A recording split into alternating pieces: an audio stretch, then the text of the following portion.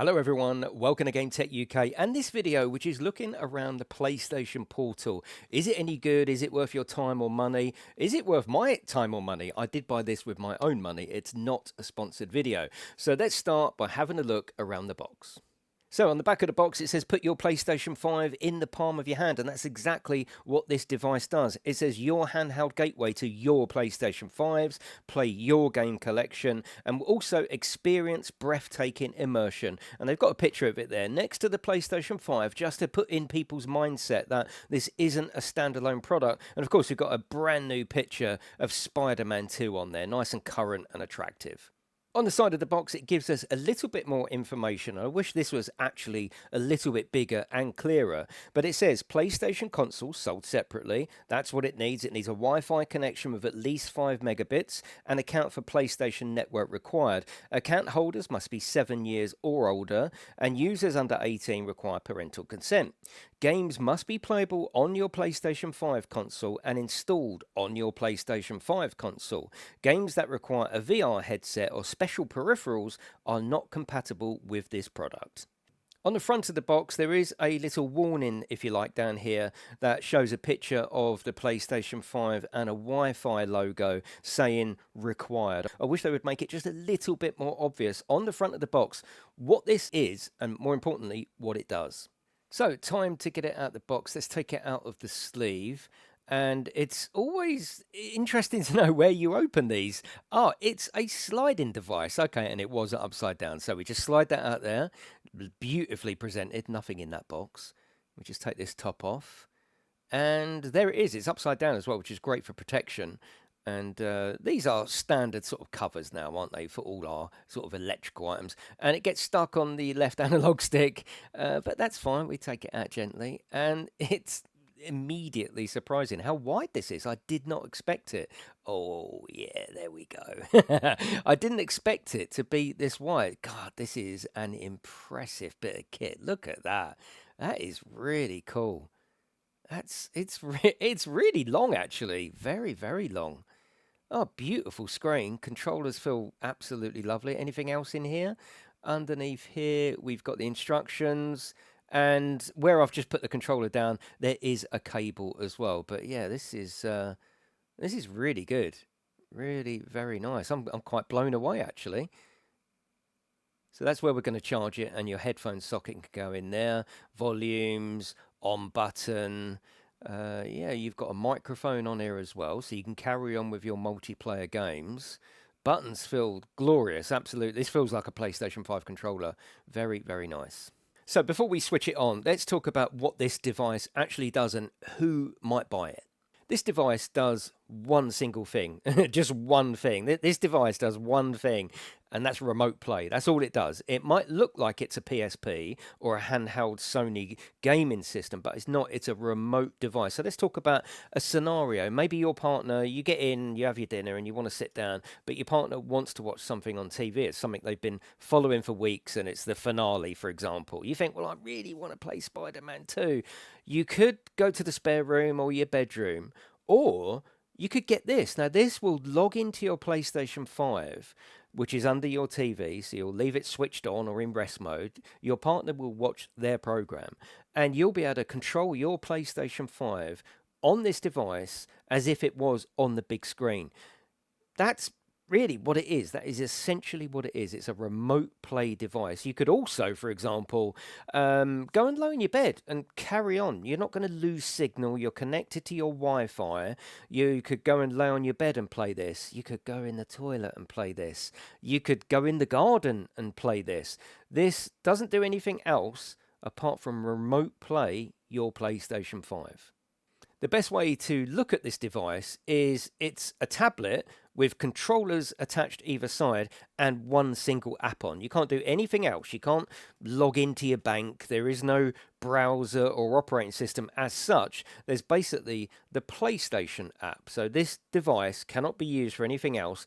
It can't be jailbroken because there is no processing power inside. Look, you know, the actual unit is so small. People expect it to be like the new handheld Sony, like a PSP or a PSP Go. And I think that's where a little bit of miscommunication is going to happen. So, like I say, basically it's a £200 tablet with controllers and one app on there, but I'm all right with that. I know what this is. I know what this product is. And I've got a beautiful gaming room here, but it's also my sort of YouTube studio, if you like. And I don't always want to game in the evening out here. I might want to lay on the sofa or lay on my bed or lounge in the garden. This is going to be perfect for that. So let's start it up and have a look. When you first turn the unit on, you will have to do the firmware update. That firmware update also updates the controller because they are full DualSense controllers. And of course, you're going to have to log in with your PlayStation username and password to gain access to your account. Setting up your PlayStation Portal to connect to your PlayStation 5 is extremely easy. And once you've connected to it once, it will then be in the menu for future connections.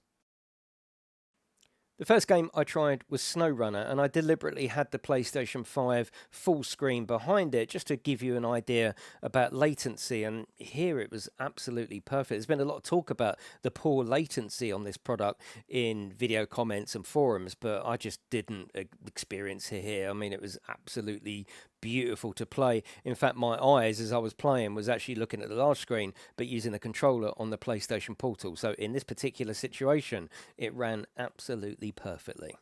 I thought next I would try something a little bit more intense, a racing game, WRC, and you can see here with the PlayStation 5 on in front of the Portal, the latency here is pretty much at this particular moment non-existent. The screen looks lovely, it's lovely and bright, the colours look great, and I could genuinely use this for a gaming session. Something a bit more intense now, first-person shooter, RoboCop. To start with, the experience was silky smooth. Then a recurring feature starts to happen. The sort of connection almost breaks down. Even though I'm in exactly the same position, nothing's changing, it starts to stutter, and that's when you get problems with the remote system. And then the experience starts to break down, the sound stutters, you're losing loads of frames, and if you're playing something like RoboCop, it's genuinely unplayable. And that's not really the fault of this device, because when I've ever logged in via the Sony app and done it on my phone through the remote play, it's exactly the same. You know, you're not connecting direct to your PlayStation, you're connecting via the internet to the server somewhere in the world for Sony, and then back to your PlayStation 5. So it's not like you're connected directly.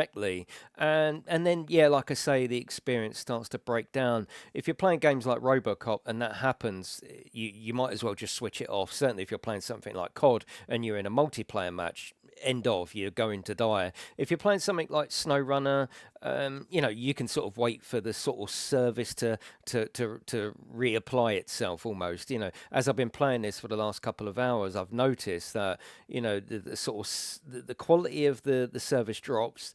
Then it's okay again. Then it drops, even though you're not changing nothing and nothing's happening in the house. It's just the way the remote play app actually is.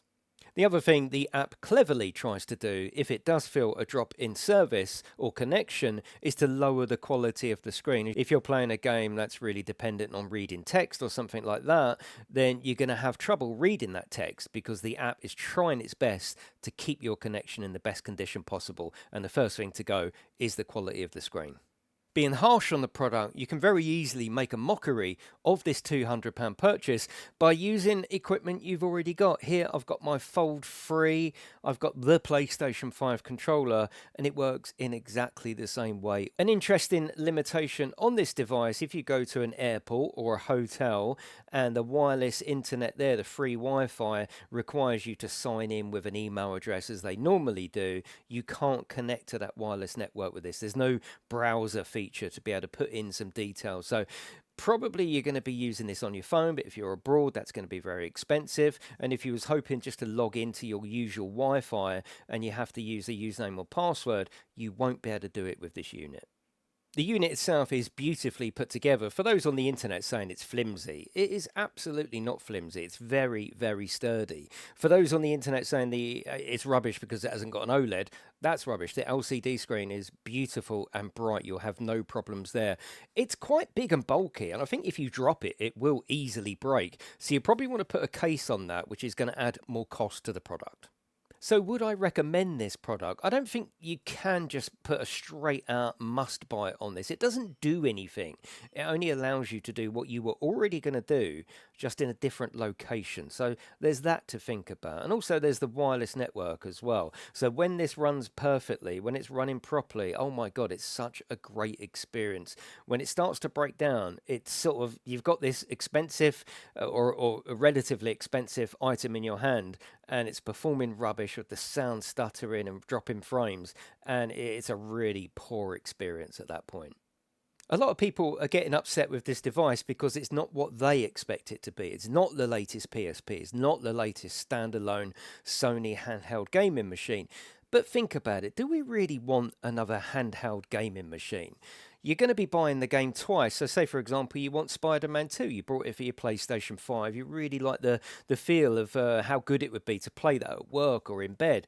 You'd have to buy that version again. That version would be essentially a generation behind because you're not going to get PlayStation 5 graphics out of a handheld. And the whole industry would have an influx of remakes, a Skyrim remake, a Rayman remake, everything would be remade, and we'd be buying them on like UMDs or just downloading them. So I suppose Sony have thought about this and thought, well, why do all that when we can just get people to log into what they currently own? I think the product will mature and improve over time with firmware updates. I think new features will be added. Infrastructure is going to improve over time. I think Sony's infrastructure to be able to make this remote system work, that will improve as well. And I think this will be a sort of part of your armory as a PlayStation gamer to have the Portal. But yes, I am really pleased that I've brought it. I'm going to have a lot of fun with it. I think I'm going to get really frustrated with it as well when that internet's connection starts to break up. And I think actually it might change a lot of the way that I game. I don't think I'm going to necessarily do my blockbuster gaming on this, but more relaxed indie stuff that isn't really connection dependent. I think I may look for other games to play on a device like this rather than play the same games that I'm already playing on the big screen. But in this day and age, if you have got a disposable income and you are a huge gamer fan, and particularly PlayStation, you're going to want this. Of course you are. But don't forget, you can do this on your current equipment with your controller and your mobile phone. So if you haven't brought one of these and you didn't really know about that option, check that out first because it could essentially save you £200. But that is it, everyone. Thank you very much for watching, and I will see you in the next one.